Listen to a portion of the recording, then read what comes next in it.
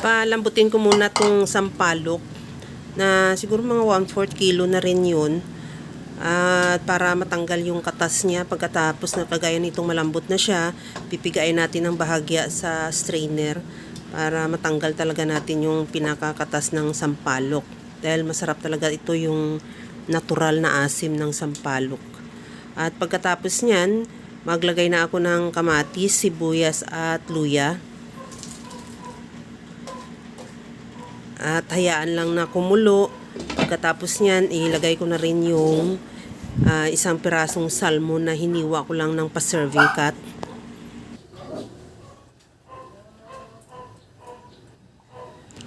Takpan ko muna hanggang sa maluto lang yung isda.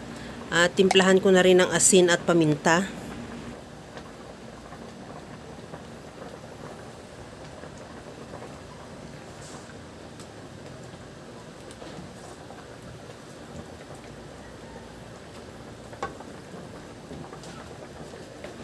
Pagkaluto ng isda, ilagay ko na yung pinaka-stem ng kangkong at isunod ko na rin ilagay yung siling green.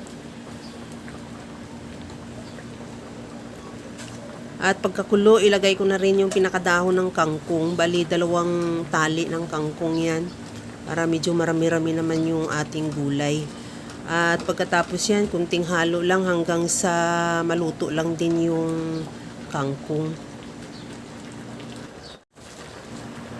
Ilagay ko na rin yung sibuyas dahon or onion leeks.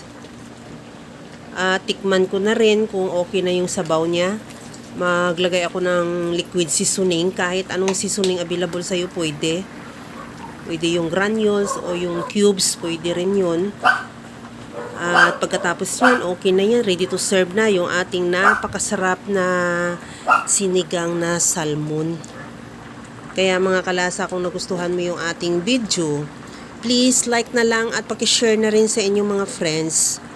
At kung bago ka pa lang sa aking channel, subscribe na at i-click mo na rin ang bell button para sa mga notification.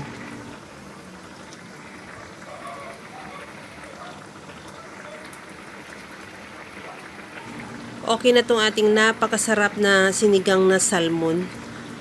Hanguin ko na lang yan at ready to serve na. Hanggang sa muli mga kalasa, thank you for watching. Bye-bye!